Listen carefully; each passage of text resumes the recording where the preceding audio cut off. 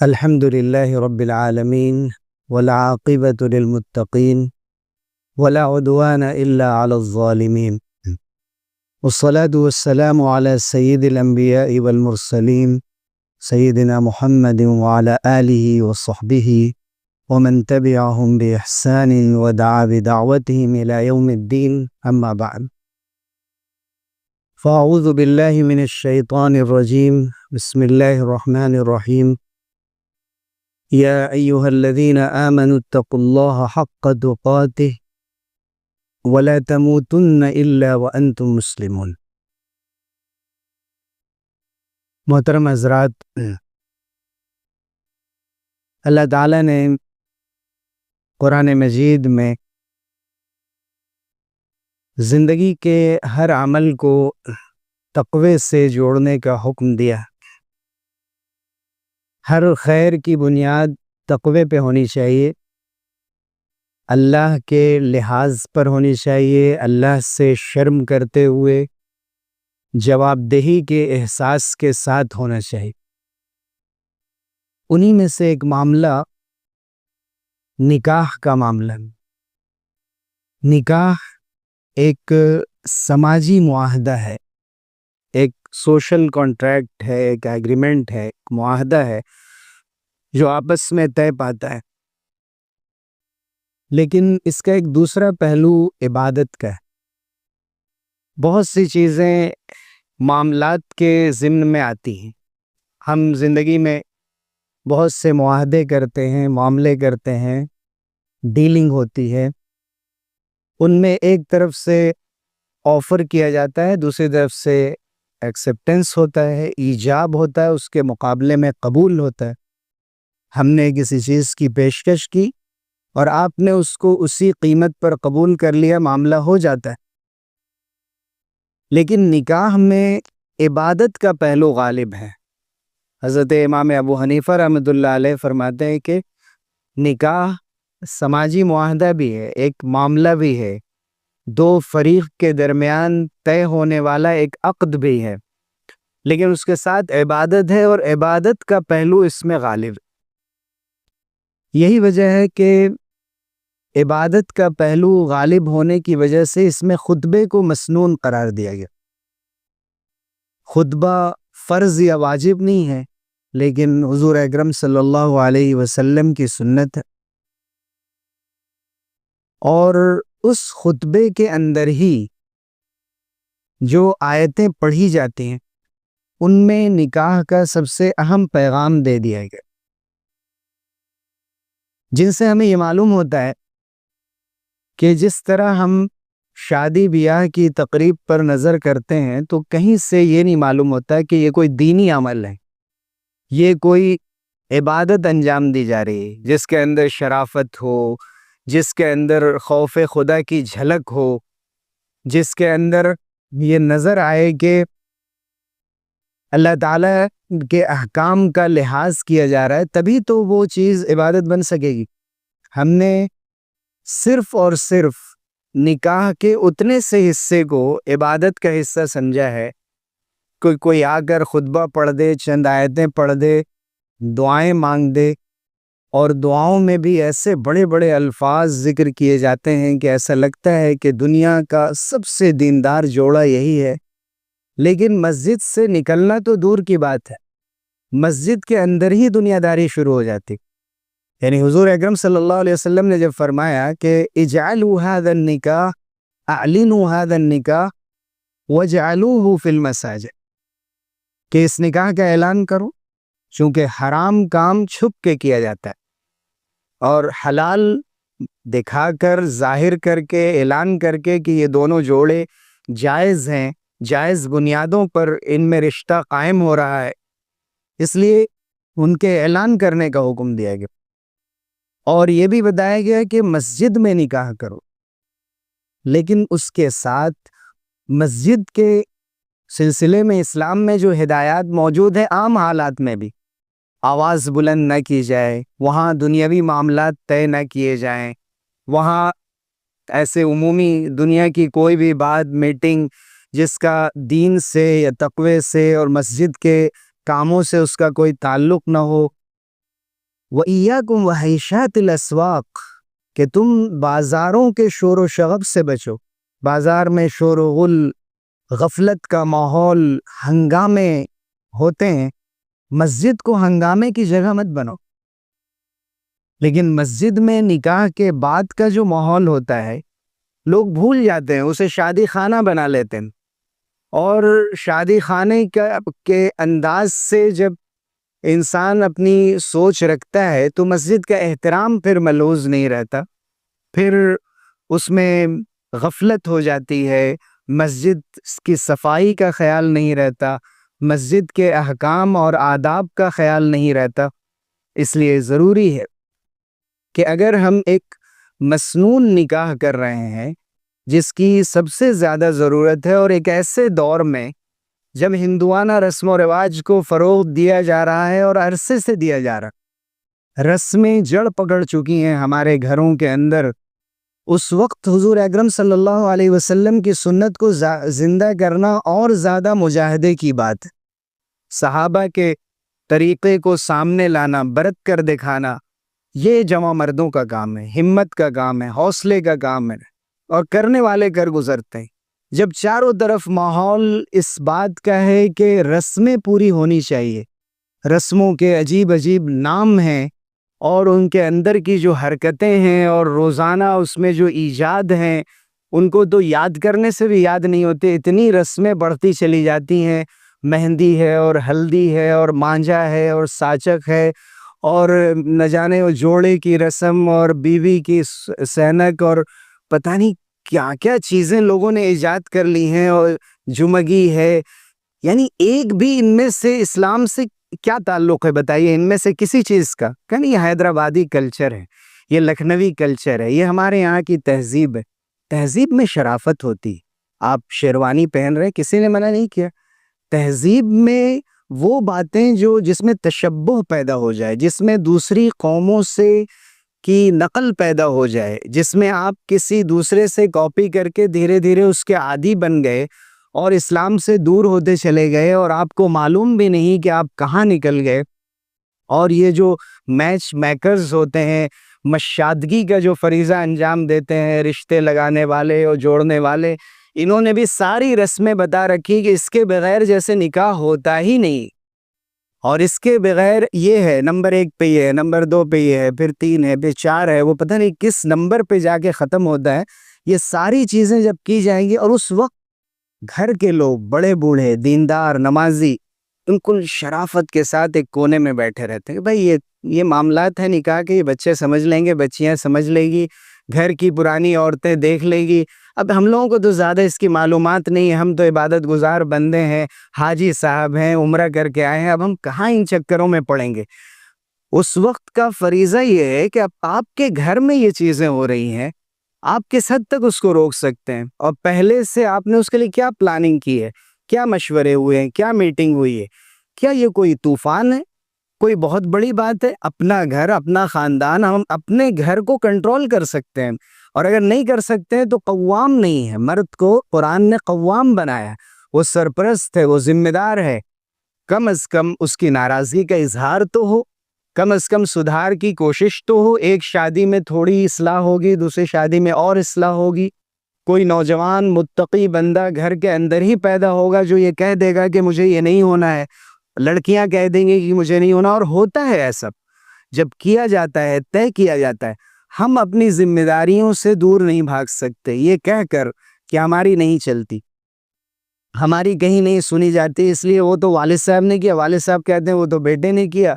اور مجلس نکاح میں بھی کسی کو کچھ معلوم نہیں ہوتا، سب لوگ ایک دوسرے سے دور بھاگتے ہیں کہ بھائی اب جو ہو رہا ہے ہونے دو. یہی جنازے میں دیکھا جاتا ہے، ادھر سے پھول کی ٹوکریاں چلی آ رہی، جنازے کی چارپائی کے ساتھ جب تک وہ پھول مالے کی ٹوکریاں نہ ہوں تب تک جنازے کی تکمیل ہی نہیں ہوتی.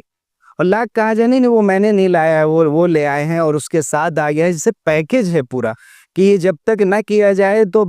شرف قبولیت حاصل نہیں ہوتی اور مغفرت نہیں ہوتی، اور اس کے بغیر نکاح نہیں ہوتا. اللہ جانے کتنی بدعتیں، رسمیں ہم لوگوں نے دین میں داخل کر دی ہیں، اور ایسا نہیں ہے کہ معلومات نہیں ہے. اتنے زیادہ ذرائع عام ہیں، اتنی زیادہ تعلیمات، ہدایات، اور ایک مومن کا دل بتاتا ہے کہ یہ اسلام کا حصہ نہیں ہوگا، تحقیق کر کے معلوم کر سکتا ہے، اور بہت ہی اسموتھلی اس کو حل کیا جا سکتا ہے اگر گھر کے چند عقل مند لوگ، سمجھدار لوگ یہ طے کر لیں کہ ہمیں اس کو ٹھیک کرنا ہے۔ خطبے میں اگر ہم ان چیزوں کو ٹھیک نہیں کرتے، ان کو یوں ہی جاری رہنے دیتے ہیں، خطبہ حاجت جب پڑھا جاتا ہے خطبے کے اندر، نکاح کے اندر، تو ان آیتوں پہ آپ غور کیجئے جو آیتیں حضور اکرم صلی اللہ علیہ وسلم خطبے میں پڑھا کرتے تھے،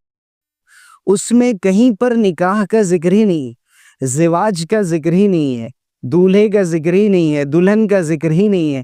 قرآن مجید میں نکاح کے بارے میں بہت سی آیتیں ہیں، دولہے دلہن کے بارے میں اور میاں بیوی کے بارے میں بہت سی آیتیں ہیں، لیکن جن 3 آیتوں کو اس خطبے میں پڑھا جا رہا ہے،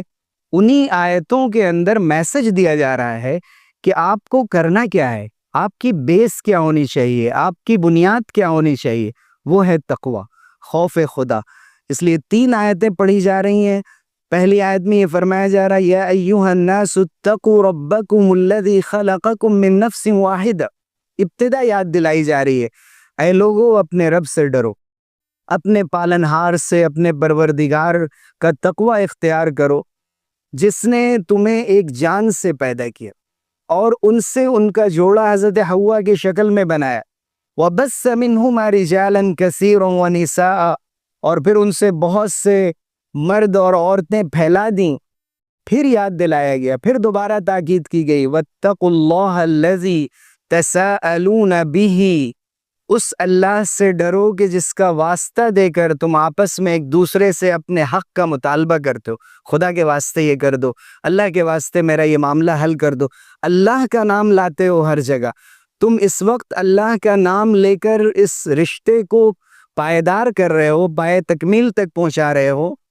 اس اللہ کا لحاظ رکھو جس اللہ کا نام لے رہے ہو اور زبان سے کہہ رہے ہو۔ نکاح کا عمل صرف پیپر ورک سے نہیں ہوتا، اگر ڈیلنگ ہو، کاروبار ہو، بزنس ہو، وہاں اگر صرف پیپر ورک بھی کر لیا جائے اور زبان سے کوئی بات نہ کہی جائے، بلکہ نہ پیپر ورک کیا جائے نہ زبان سے کوئی بات کہی جائے، اور صرف آپ نے کوئی چیز اٹھا لی اور پسند کر لی اور قیمت کاؤنٹر پہ ادا کر دی اور اس نے لے لیا، دونوں نے زبان سے کچھ بھی نہیں کہا، تب بھی معاملہ ہو جاتا ہے۔ لیکن نکاح، نہ وہاں گواہوں کی شرط ہے، نہ کچھ لکھنے کی بولنے کی شرط ہے، لیکن نکاح میں زبان سے بولنا ضروری ہے۔ لڑکی زبان سے ادا کرتی ہے، قاضی اس کا ریپرزینٹ ہوتا ہے، مجلس نکاح میں اس کو ادا کرتا ہے، وہ آفر کرتا ہے لڑکی کی طرف سے، لڑکا اسے قبول کرتا ہے، اور قبول بھی شرما کر، لجا کر، چپکے سے کہہ دے میں نے قبول کیا اور کسی نے سنا نہیں تو نکاح نہیں ہوا۔ 2 گواہوں کا سننا ضروری ہے، سماع الشاہدین، اور جتنے زیادہ لوگ سنیں اتنا اچھا ہے۔ تو یہاں تو زبان دے کر بدلنا نہیں ہے، زبان دی ہم نے کہ اللہ کے نام پر ہم نے اس رشتے کو قبول کیا اور اس رشتے کو اللہ کے نام پر لے کر چلنا ہے۔ والارحام، اور رشتوں کا خیال رکھو، آپس کے حقوق کی ادائیگی میں یہ خیال رکھو کہ کہیں یہ رشتے ٹوٹ نہ جائیں، کہیں کسی کی حق تلفی نہ ہو جائے۔ ان اللہ کان علیکم رقیبا، اور یاد دلایا گیا کہ دیکھو بے شک اللہ تعالیٰ تم پر نگراں ہے، ہر وقت دیکھ رہا ہے تم زبان سے کیا کہہ رہے ہو اور کیا لکھ رہے ہو، کہاں دستخط کر رہے ہو، یہ سب اللہ کو معلوم۔ پھر دوسری آیت میں فرمایا گیا یا ایھا الذین آمنوا اتقوا اللہ حق تقاتہ ولا تموتن الا وانتم مسلمون، اے ایمان والو ڈرو اللہ سے جیسے اس سے ڈرنے کا حق ہے۔ ایسے ہی نہیں کہ تم زبانی دعویٰ کرو کہ میں اللہ سے بہت ڈرتا ہوں اور ہر وقت ماشاء اللہ انشاءاللہ جزاک اللہ، بس اسی کو تم یہ سمجھو کہ میں ہر بات پہ اللہ کا نام لیتا ہوں اس لیے میں اللہ والا ہوں۔ اب دل سے کسی ارادے کی، نیت کی، اپنے اندر چینجز لانے کی کوئی ضرورت نہیں۔ ڈرو اللہ سے ڈرنے کا حق ہے۔ اللہ کے ہاں دھوکے نہیں چلتے، اللہ کے ہاں بے وفائی نہیں چلتی، اللہ کے ہاں زبان سے کچھ اور دل میں کچھ نہیں چلتا، اللہ کے ہاں کھرے کوٹے کی پرکھ ہوتی ہے، جانچ ہوتی ہے۔ یہ نہیں کہ کہہ کے نکل گئے، دعویٰ کر لیا کہ ہم بہت اللہ والے، حق تقاتی، جیسے اللہ سے ڈرنے کا حق ہے، جو وعدہ کیا ہے، جو کہا ہے، جو وہاں پر ذمہ داری ہے، جو فرائض ہیں، اس کو ادا کرنا ہے، ان سے راہ فرار اختیار نہیں کر سکتے۔ وَلَا تَمُوتُنَّ إِلَّا وَأَنْتُمْ مُسْلِمُونَ۔ اور دیکھو تمہاری موت اس حالت میں آئے کہ تم فرما برداری کے ساتھ زندگی بسر کر رہے تھے، اور موت کا معلوم نہیں کہ کب آئے، اس لیے فرما برداری، اطاعت، اللہ کی بات ماننا ہر موقع سے، ہر سانس پر، ہر لمحے ضروری ہے۔ اس لیے جب موت کی خبر نہیں ہے کہ کب آئے گی تو ہم کب تیاری کریں گے، کب اطاعت گزار بنیں گے، کب فرما بردار بنیں گے؟ فرما برداری کے ساتھ زندگی گزارنی ہے، ہر آن ہر لمحے۔ وہ نوجوان جو ابھی 15-16 کے ہیں اور 20 کے ہیں اور 25 کے ہیں، اور جو یہ سمجھتے ہیں کہ ابھی تو میری زندگی کی شروعات ہی نہیں ہوئی ہے، اور ابھی میرے ڈرنے کا اور گھبرانے کا کوئی وقت نہیں آیا ہے، ابھی جنت جہنم کے فیصلے بہت دور ہیں، ابھی قبر کی منزلیں بہت دور ہیں، جو چاہیں ہم کرتے رہیں، ابھی تو جوانی ہے، یہ جوانی ڈھل جاتی۔ اللہ تعالیٰ نے فرمایا وَلَا تَمُوتُنَّ إِلَّا وَأَنْتُمْ مُسْلِمُونَ، اطاعت گزار بن کر مرنا، اللہ سے ملنا اس حال میں کہ تم اللہ کے باغی مت رہنا، اللہ کے نافرمان مت رہنا۔ اور یہ نکاح کی مجلس میں بھی یہ پڑھ کر سنایا جا رہا ہے۔ اور پھر تیسری آیت جو سورہ احزاب کی ہے وہ یہاں کہا جا رہا ہے یا ایھا الذین آمنوا اتقوا اللہ وقولوا قولا سدیدا۔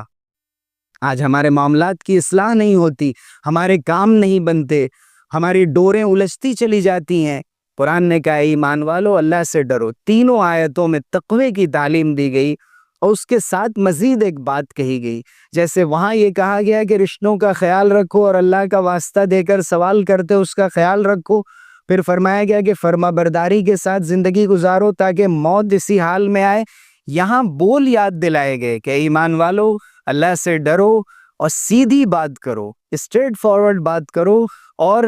اس میں کوئی ایسی بات نہ ہو جو بہت ہی کمپلیکیٹڈ اور پیچیدہ ہو اور کہہ کر تم نکل جاؤ، کسی نے سمجھا ہو کسی نے نہیں سمجھا۔ بہت ہی واضح اور صاف لفظوں میں تم اعتراف کرو میں یہ کرنے والا ہوں، میں یہ دوں گا، میں یہ لوں گا، اور اس پر قائم رہو۔ وَقُولُوا قَوْلًا سَدِيدًا، بالکل صحیح اور صاف ستھری بات کہو۔ اس کا نتیجہ یہ ہوگا یصلح لکم اعمالکم ویغفر لکم ذنوبکم، اللہ تعالیٰ تمہارے اعمال کی اصلاح فرما دیں گے، یعنی اعمال میں جو خرابیاں آئیں گی، جو بدعتیں ہوں گی، جو رسمیں ہوں گی، جو غلط کاریاں ہوں گی، ان کی بھی اللہ کے فضل و کرم سے اصلاح ہوگی، اور تمہارے جو کام بگڑتے جاتے ہیں، بنتے نہیں ہیں، تم کوششوں کے باوجود، ہزار کوششوں کے باوجود تم اس پر قابو نہیں پاتے، وہ چیزیں بھی سدھرتی چلی جائیں گی، لیکن اپنی زبان پر، قول و قرار پر، اپنے عہد پر، اپنے وعدے پر باقی رہنا۔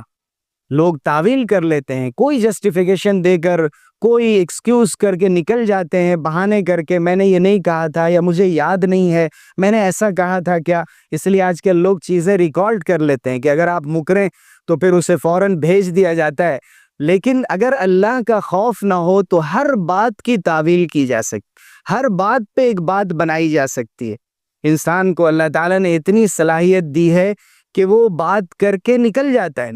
لیکن پکڑ سے نہیں بچ سکتا۔ اللہ کے فرمایا وَقُولُوا قَوْلًا سَدِيدًا يُصْلِحْ لَكُمْ أَعْمَالَكُمْ وَيَغْفِرْ لَكُمْ ذُنُوبَكُمْ، اور تمہارے گناہوں کو اللہ تعالیٰ معاف کر دے گا۔ اس لیے کہ سب سے بڑی ضرورت تمہاری ہے کہ دھلے دھلائے، صاف ستھرے اور متقی پرہیزگار بن جاؤ، گناہوں سے دور بن جاؤ، تو تمہیں اللہ تعالیٰ تمہارے گناہوں کو بھی معاف فرما دے۔ وَمَن يُطِعِ اللَّهَ وَرَسُولَهُ فَقَدْ فَازَ فَوْزًا عَظِيمًا، جو اللہ اور اس کے رسول کی اطاعت کرے گا اسے سب سے بڑی کامیابی مل گئی، وہ کامیاب ہو گیا، اللہ تعالیٰ نے اسے سند عطا کر دی۔ اب نکاح کے سے پہلے، نکاح کے موقع سے، نکاح کے بعد روحانی پاکیزگی کا، تقوی کا، خوف خدا کا پورا خیال رکھنا ضروری، اور اسی نتیجے میں فرمایا گیا کہ نکاح کو آسان بنایا جائے، اتنا آسان کہ حلال آسان ہو جائے، حرام مشکل ہو جائے، اسے اتنا زیادہ مشکل نہ بنا دیا جائے کہ حرام کاریاں آسان ہو جائیں۔ اور جس معاشرے میں، جس سوسائٹی میں، جس دنیا میں ہم اس وقت جی رہے ہیں، وہاں پر برائیاں خریدی جاتی ہیں، اور برائیوں کو اس قدر آسان کر دیا گیا ہے کہ اگر اللہ کی توفیق نہ ہو، ہدایت نہ ہو، صحیح تربیت نہ ہو، بچے اگر باغی ہو جائیں یا بچیاں اپنے ہاتھوں سے نکل جائیں، ان کو کوئی نہیں روک سکتا، ان کی زندگی کی ضرورتیں بھی پوری ہوتی رہیں گی، حرام کاریاں چلتی رہیں گی، کوئی نہیں روک سکتا۔ حضور نے فرمایا کہ اعظم النکاح برکتاً ایسرہ مؤونتاً، نکاح سب سے زیادہ برکت والا ہوا، اور برکت کے معنی یہ ہیں کہ اس وقت بھی برکت، اور زندگی بھر اولاد میں، مال میں، اور زندگی کی نعمتوں میں، ہر ایک چیز میں برکت ہوتی چلی جائے گی جس میں کم سے کم خرچ کیا جائے۔ اور بار بار یاد دہانی کے طور پر دہرایا جاتا ہے کہ کم سے کم 2 صحابہ کا ذکر، حضور اکرم صلی اللہ علیہ وسلم کے انتہائی قریبی صحابہ کا ذکر حدیث میں موجود ہے کہ حضور اکرم صلی اللہ علیہ وسلم کو پتہ بھی نہیں چلا کہ انہوں نے نکاح کیا۔ حضرت عبد الرحمن ابن عوف رضی اللہ عنہ کہ جن کے جسم پر آپ نے زرد نشان دیکھا اور انہوں نے کوئی خوشبو لگائی تھی، اس کا نشان تھا، اور حضرت جابر بن عبداللہ رضی اللہ عنہ جن سے حضور اکرم صلی اللہ علیہ وسلم نے ایک سفر کے دوران پوچھا، اور جنگ کا سفر تھا، کہ تم نے نکاح کر لیا، اور یہ بھی پوچھا کہ تم نے کنواری لڑکی سے نکاح کیا ہے یا مطلقہ یا ایسی لڑکی سے کہ جس کے شوہر کا انتقال ہو چکا ہو اس سے نکاح کیا ہے۔ انہوں نے فرمایا کہ چونکہ میرے والد کا انتقال ہو گیا اور ان چھوٹے چھوٹے میرے بھائی بہنوں کو چھوڑ کر گئے، تو اس لیے ہم نے ایک تجربہ کار اور سنجیدہ اور بڑی عمر کی خاتون سے شادی کی ہے۔ حضور اکرم صلی اللہ علیہ وسلم نے برکت کی دعا دی، حضرت عبد الرحمن ابن عوف رضی اللہ عنہ کو ولیمے کی تلقین کی کہ اولم ولو بالشات۔ آپ نے یہ نہیں پوچھا کہ مجھے نہیں پوچھا، اکیلے نکاح کر لیا، تم نے بتایا بھی نہیں، کوئی کارڈ بھی نہیں چھپا، کہیں کوئی میسج بھی نہیں آیا، کہیں پتہ بھی یہ کیا نکاح ہوا۔ تو اعلان انہوں نے اپنے محلے میں، اپنے لوگوں میں، سب کو معلوم، لیکن اس وقت سرور دو عالم صلی اللہ علیہ وسلم کی موجودگی میں بھی اور آپ کے مدینہ منورہ میں رہتے ہوئے بھی یہ ضروری نہیں سمجھا گیا کہ نکاح کو بہت زیادہ پھیلایا جائے اور بہت زیادہ اس کو ایک درد سر بنایا جائے جیسے آج کل بنا دیا گیا۔ اور نکاح اس قدر مشکل کہ اس سے پہلے کے جو مرحلے ہیں، یعنی جب انگیجمنٹ ہو جاتا ہے، افسوس کے ساتھ کہنا پڑتا ہے کہ منگنی اور انگیجمنٹ کو یہ دونوں جو مستقبل میں آئندہ ہونے والے جوڑے ہیں اور اس وقت وہ ایک ویلڈ کپل ہیں، وہ پہلے سے سمجھ لیتے ہیں کہ ابھی سے ہم میاں بیوی ہو چکے ہیں، اور افسوس کہ اچھے اچھے گھرانوں میں یہ سلسلہ جاری ہے، اور اب لوگ شرم بھی نہیں کرتے، اور اس فون پر سلسلہ جاری ہے، ویڈیو کال بھی ہے۔ کہاں سے برکتیں آئیں گی؟ کہاں سے حلال اور پاکیزگی کا لطف آئے گا؟ اور کہاں سے وہ لطف آئے گا کہ جو اللہ تعالیٰ نے ایک حلال رشتہ قائم ہونے کے بعد اسے رکھا تھا کہ جس میں ایک دوسرے سے تعارف ہوتا اور ایک دوسرے کو اب پہلے ہی پوری طرح سمجھنے کی کوشش کر لی جاتی ہے، پہلے ہی شادی شدہ جوڑے کی طرح ایک لمبا عرصہ گزار لیا جاتا ہے۔ ظاہر ہے کہ وہاں ذمہ داری بہت کم ہوتی ہے، لیکن جب باضابطہ ایک سوشل کانٹریکٹ، ایک سماجی معاہدہ ہو جاتا ہے اور دونوں اپنے اپنے گھروں کے اندر چلے آتے ہیں اور خاندان کے دوسرے لوگوں سے جب واسطہ پڑنا شروع ہوتا ہے، اس وقت پتہ چلتا ہے کہ اس رشتے کو نبھانا بہت مشکل، چونکہ وہ جو پہلے کی گھڑیاں تھیں آزادی کی، وہ اب ختم ہو چکی، نخرے شروع ہو جاتے ہیں، ڈیمانڈ شروع ہو جاتے ہیں، اور اتنی تیزی سے رشتے میں دراڑیں آنے لگتی ہیں، اور ہزاروں لاکھوں روپے جو اخراجات ہوتے ہیں سب کے سب پانی میں مل جاتے ہیں، اور دنیا کو انسان منہ دکھانے کے قابل نہیں رہتا۔ اگر اسی کو اس بنیاد پر کیا جائے کہ اگر حسب نسب کو بھی دیکھنا ہے، دین کو بھی دیکھنا ہے، خوبصورتی کو بھی دیکھنا ہے، مال کو بھی دیکھنا ہے، لیکن اس میں سب سے زیادہ دین اور تقوی کو بنیاد بنایا جائے، اگر اس طرف ذہن رہے، لحاظ رہے، اور دین بھی یہ صرف نہیں کہ لڑکا اور لڑکی نمازی ہیں اور چند فارمولیٹیز ادا کر لیتے ہیں، بلکہ واقعی وہ اپنی پوری زندگی میں حلال و حرام کا لحاظ کرنے والا ہو، اور جو ضروری دینی تعلیمات ہیں ان پر عمل کرنے والا ہو، اور ان کا پتہ لگانے کی کوشش کی جائے، اور اس کے بعد اس رشتے میں پھر تاخیر نہ کی جائے۔ افسوس یہ ہے کہ دیکھا یہ جاتا ہے کہ 100% کوئی لڑکا ہو یا لڑکی ہو جس میں تمام اوصاف دنیا کی جمع ہو گئیں، اور عمر بڑھتے بڑھتے پھر ایک ایک شرط، ایک ایک کنڈیشن گھٹا دی جاتی ہے، چونکہ شادی کی ضرورت بڑھتی چلی جاتی۔ ایسا کیوں نہیں کیا جاتا ہے کہ جب اللہ تعالیٰ نے ایک مناسب جوڑا بھیج دیا، اب اس میں کچھ کمی بیشی معلوم ہو رہی ہے، ہم بہت سے کام زندگی میں اپنے معیار سے نیچے اتر کر لیتے ہیں، اللہ کے حوالے کرتے ہیں، اللہ پر توکل اور اعتماد کرتے ہیں کہ اللہ رب العزت اس میں برکتوں سے نوازے گا۔ تو فرمایا گیا کہ ثلاثاً لا تؤخرها، 3 چیزوں میں تاخیر نہ کی جائے، الصلاۃ اذا حضر وقتها، نماز کا وقت ہو جائے تو نماز میں تاخیر نہ کی جائے، والجنازۃ اذا حضرت، جنازہ جب حاضر ہو جائے اس میں تاخیر نہ کی جائے، والایم اذا وجدت لها کفوا، اور ایک بے شوہر کی لڑکی کے جب تم اس کے لیے کفو پالو، اس کے برابر کا لڑکا پالو، تو پھر اس کے نکاح میں تاخیر نہ کرو۔ حضور اکرم صلی اللہ علیہ وسلم نے فرمایا کہ اگر تم تاخیر کرو گے، الا تفعلوه تکن فتنۃ فی الارض وفساد عریض، زمین میں فساد پھیل جائے گا، بڑا فساد پھیل جائے گا، اور فساد یہی ہے کہ حرام عام ہو جائے گا، اور لوگوں کی ذہنیتیں بدلتی چلی جا رہی ہیں۔ شادی شدہ زندگی میں بعض شکایتیں ایسی ہوتی ہیں شوہر کو بیوی سے اور بیوی کی شوہر کو، کہ وہ ساری باتیں قاضی کے پاس، جج اور وکیل کے پاس وہ بتا پاتے ہیں، لیکن وہ بات نہیں بتا پاتے ہیں کہ جو حضور اکرم صلی اللہ علیہ وسلم نے فرمایا تھا کہ اذا دعا امرأته الى فراشه فابت بات غضبان علیہ لعنته الملائکہ، او کما قال صلی اللہ علیہ وسلم، کہ اگر شوہر نے بیوی کو اپنی ضرورت سے بلایا اور اس نے انکار کر دیا اور غصے میں شوہر نے گزارا تو فرشتوں کی لعنت ہوتی ہے ایسی عورت پر، لعنت الملائکہ۔ تو شوہر کو اس خیال کے ساتھ اس کی صحت اور اس کے تمام آرام اور راحت کا لحاظ کرتے ہوئے، جو اللہ تعالیٰ نے جو میریٹل رائٹس رکھے ہیں اور جو انسان کی فطری ضرورت ہے، یہ عیسائیت نہیں ہے کہ جس میں رہبانیت کی تعلیم دی گئی کہ یہ شہوتوں کا بڑھنا، ڈیزائرز کا ہونا اور شادی کا خیال آنا، یہ شیطانی خیالات ہیں، فطرت سے بغاوت ہیں، اس کو چھوڑ دیا جائے اور جنگل میں چلے جائیں، کنارہ کشی اختیار کر لے، بلکہ اسلام نے اسے جائز قرار دیا اور اسی لیے اس کو آسان بنایا۔ افسوس کہ اب میریٹل ریپ جیسی اصطلاحات استعمال ہو رہی ہیں، اور ہمارے ملک کا اپیکس کورٹ اس کے بارے میں غور کر رہا ہے اور اس پر فیصلہ دینے والا ہے کہ ایک عورت اپنے شوہر کے خلاف ان معاملات میں بھی بغاوت کر سکتی ہے، احتجاج کر سکتی ہے، اور اپنے آپ کو مستقل ایک شخصیت مان سکتی ہے۔ کسی کے اوپر کسی کی کوئی رائٹس، آداب، حقوق، ایک دوسرے کے بڑے چھوٹے ہونے کا لحاظ ختم ہوتا چلا جا رہا ہے، اور اس طرح برائیوں کو فروغ دیا جا رہا ہے اور اچھائیوں کو دبانے کی کوشش کی جا رہی ہے۔ ہمیں اپنے حدود میں رہتے ہوئے کوشش کرنی ہوگی کہ اسراف اور فضول خرچی سے بچتے ہوئے نکاح کریں، نکاح کے آداب کا خیال رکھیں، اور اس کے بعد جب رشتے بن جائیں پرانی باتوں کو نکال کر آپس میں اختلافات پیدا نہ کیے جائیں، اور اس رشتے کو نبھانے کی ذمہ داری مرد و عورت پر ہوتی ہے۔ تیسرے کسی بھی شخص کی مداخلت اور انٹرفیرنس سے اپنے اس رشتے کو بچایا جائے اور اس مقدس رشتے کو کامیابی کے ساتھ آگے لے جایا جائے، جہاں پر نفقہ اور سکنا اور مینٹیننس دینا ایک شوہر کی ذمہ داری ہے۔